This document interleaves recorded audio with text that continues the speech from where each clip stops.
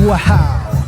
Cusco in June is like a Renaissance fair collided with a marching band and then decided to pound a couple of pisco sours for good measure. It's a city where you cannot swing a guinea pig on a stick without hitting someone in a glorious feathered headdress. A 20-foot Jesus bobblehead swaying atop a group of gasping devotees. Every single day is a rolling street party, a religious procession. Cusco doesn't do chill, especially in June. But after a few days of sensory overload, you might find yourself craving a moment of peace and oxygen that doesn't taste like exhaust fumes and fried pork.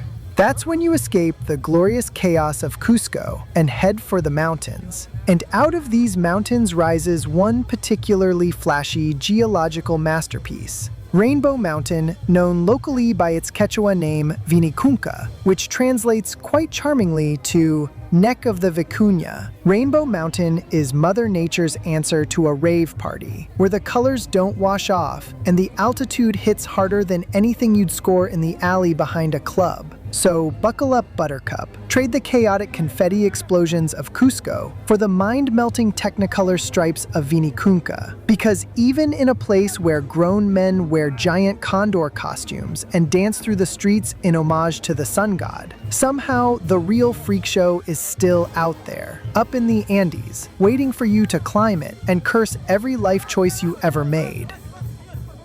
There are bad ideas. There are good ideas.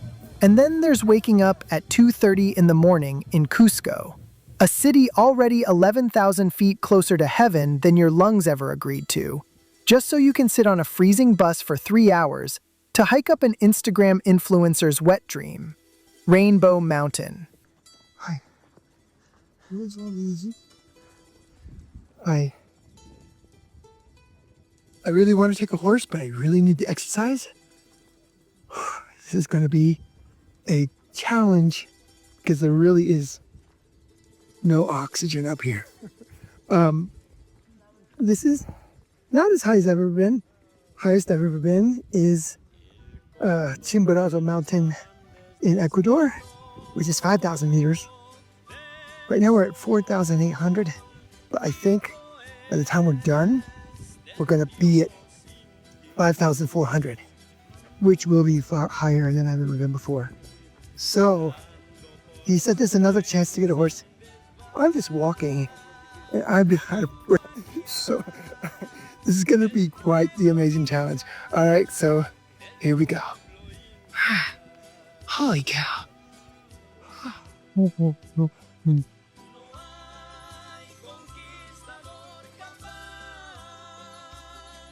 my God, but the views are amazing. I can't breathe. Oh my God, look at this. So gorgeous. Holy cow. Here we go. Here.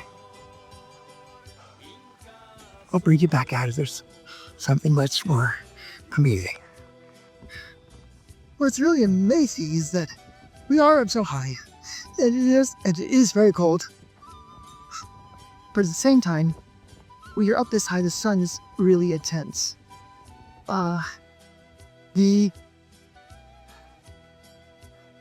oxygen is still non-existent, which is bad. But I pulled way ahead of my pack. I'm the first one in the pack. There's my guide. Yay.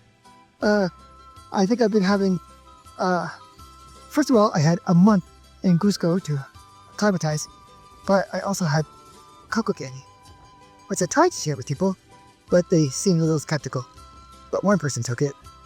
But here's my guide, waiting for us. All right, you. Well, we've been walking for about half an hour. Thing is, we've got another hours left. And the roads are not that steep. But if I stop, I can feel my heart racing. And my body, oh my God. The oxygen is, it's really just struggling. I just took the highest altitude coup in my life. Do you know how sometimes when you take a really nice number 2 and it kind of almost feels euphoric? Where did he almost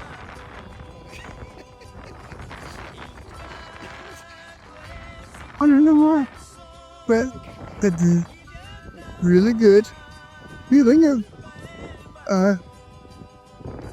letting go of number 2 after that report. No, I completely felt so dizzy that I lost my balance, sitting on tired.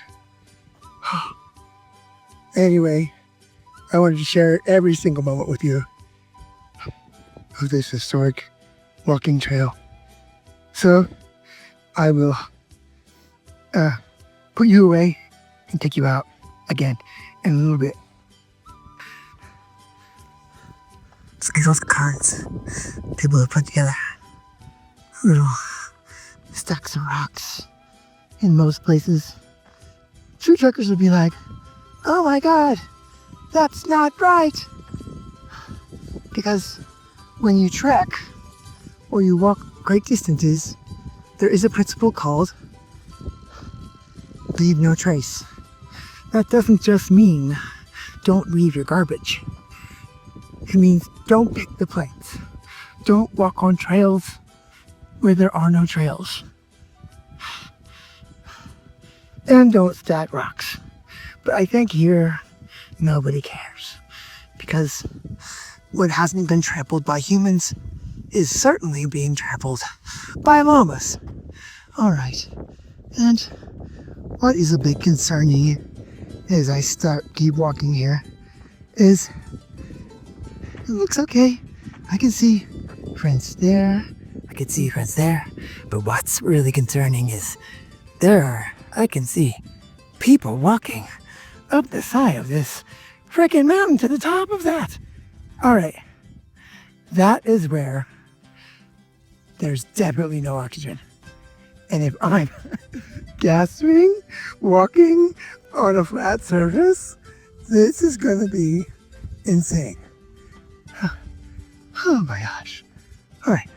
So, putting you away, and I'll see you again later. So, the meeting time up the top of the mountain is 10:10. So, I'm almost an hour ahead of schedule. We can do it. The thing is that right now it's gonna get really treacherous. Dos minutes ago, I was out there. No, I'm being really taking a breath. Over here taking oxygen in little canisters. And that's not a bad idea. But remember what I told you? I was an hour ahead of schedule? No. I got it. Now I have 50 minutes, 45 minutes to get to the top. And it's quite a climb. I'm really going to be tiptoeing because that's the only way I don't feel my heart racing out of my chest because there's no oxygen. I think I've said that before. Anyway, I'm going to get going because I'm really going to be walking slow. Of course, the bus doesn't drop you off at the top. No, friend. You have to earn this LSD-colored wonder with a wheezing, soul-obliterating slog up a trail that looks suspiciously like a donkey latrine. I wanted to wave down one of the stoic horsemen and get hoisted onto a noble steed to save me from my own questionable fitness levels. Those Andean horses looked smugly judgmental, by the way, as if they'd carried one too many gasping gringos to the summit to take me seriously. But I held my ground. I needed the exercise. And I'm stubborn enough to suffer for it. So I slogged up, step after step, feeling like a lungfish in the Sahara. Actually, I think I was wrong again. I think that my destination is just this point right there. That's what I have to get to in, oh my God, 40 minutes. That's not going to be so hard. They said you can take an additional climb, which is going to be about 5 to 8 minutes up to the tippy top. Look at that. Look at the cloud. And from there, you're supposed to get a better view.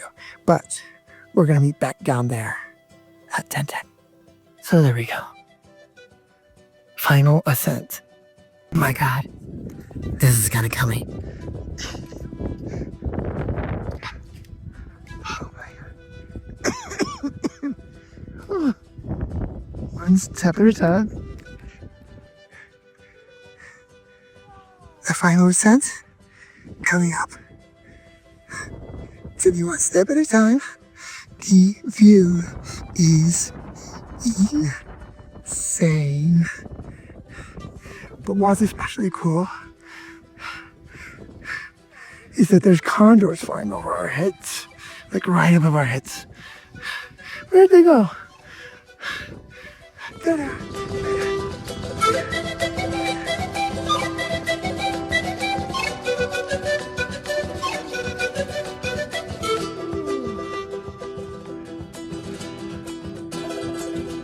Right above us. I bet you people are feeding them scraps of beef jerky. There's no other reason why they want to hang out with us.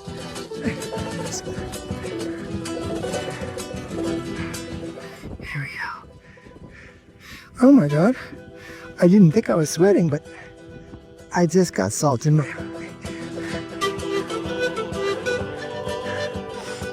Oh my gosh. Look at that. Look at that. Amazing.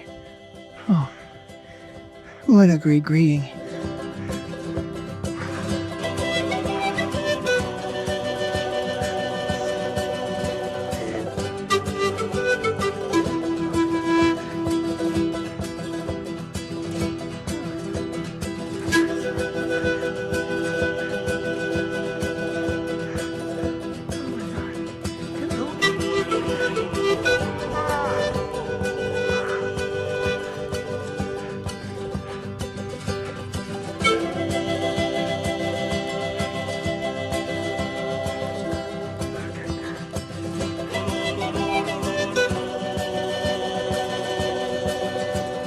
Here we go. We're almost there. Let's see.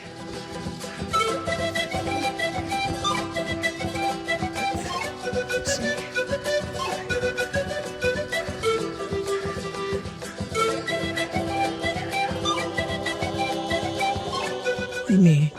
We made it. Let's see what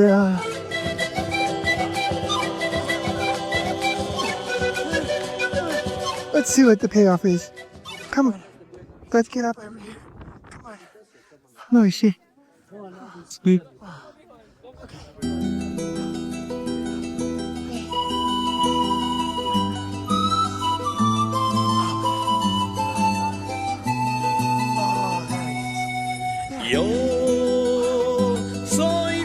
Wow. Okay. Let me get out of this mess. Excuse me.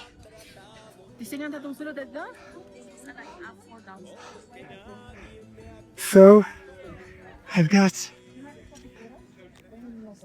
plenty of time. When I catch my breath, I'm going up to the top. But look at that.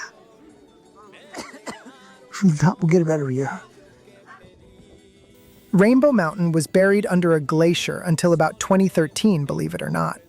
The ice receded, thank you, climate change, you murderous jerk. And suddenly, these wild sediment layers revealed themselves like a cosmic striptease. Locals, who used to herd alpacas here, suddenly had a money-printing tourism machine on their doorstep. And good for them. Vinicunca's stripes were formed during the Tertiary period, when layers of marine sediment, iron sulfide, and volcanic rock were basically smashed together like a geologic club sandwich, then uplifted by the collision of the Nazca and South American tectonic plates. After eons of being buried, nature decided to flaunt its psychedelic catwalk. Layers of iron oxide red, sulfur yellow, copper green, and basically every element that sounds like it might kill you in an Agatha Christie novel are smeared across a mountain in perfect Technicolor stripes. Mother Nature got hammered one night and painted the thing like a giant pride flag, and then left it to dry for 10 million years. Before it became a global bucket list darling, Rainbow Mountain was mostly a place where shepherds grazed their animals. The rainbow effect only appears vividly in dry weather. During the rainy season, it can look like a melted watercolor. So yeah, you could bust a lung only to see a muddy hill. Altitude hits hard here. But wait, there's more. Because if you're not quite done punishing your oxygen-starved body, you can hike over to the Red Valley. It's exactly what it sounds like, a Martian landscape of ochre-red dirt, stark and brooding, as if Mars and Mordor had a steamy love child and dumped it in the Andes. Local guides will try to convince you it's less crowded. Translation, fewer gringos dying on the trail at the same time. Meanwhile, the Red Valley, less famous but arguably more jaw-dropping, is composed of iron-rich clay and sandstone, oxidized over millions of years. The intense red pigments come from ancient soils that basically rusted over time, a reminder that Mother Earth likes to keep it metal. We made it to the Red Valley. That was another crazy climb. We're about to go walk a short. That's a walk very short distance to the best view of the Red Valley. So it looks like I'm gonna survive all this. It looks like I'm gonna be okay. But I can't wait to show you the Red Valley. Here we go. So here we're gonna walk this way to the best viewing point of the Red Valley.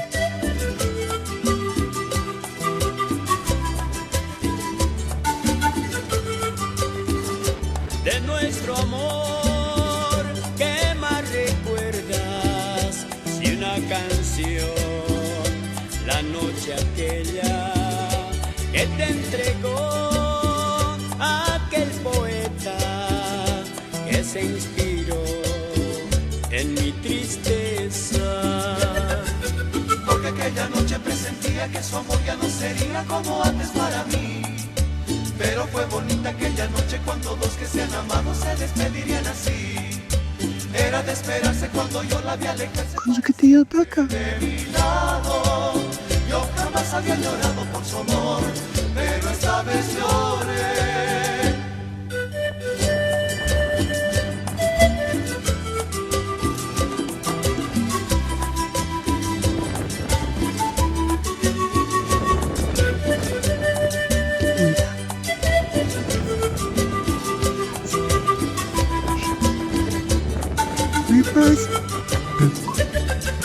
I really regretted having to wake up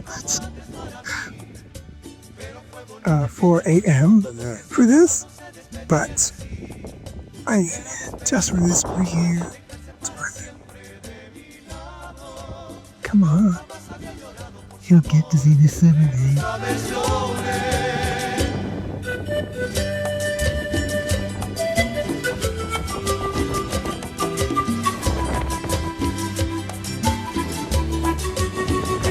La vi pasar como una niña, porque te irás, amada mía. Red Valley is so undermarketed that most tourists skip it, meaning you can have an entire alien canyon to yourself, if you have any energy left after Vinicunca's murderous climb, that is.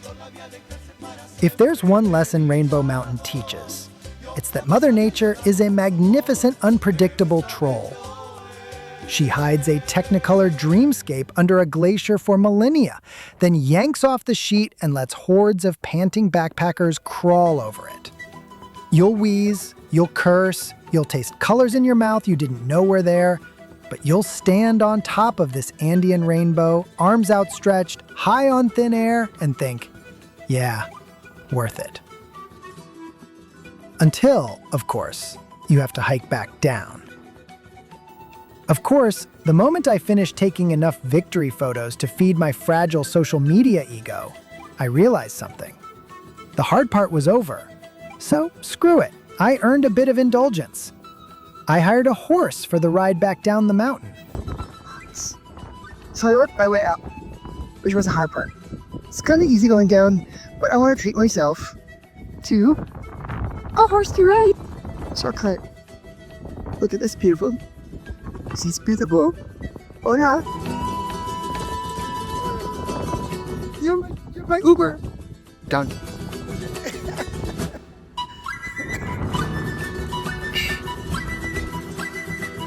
And let me tell you, bouncing down those dusty switchbacks with the wind in my face and not a single burning thigh muscle in protest was the greatest victory lap I've ever taken.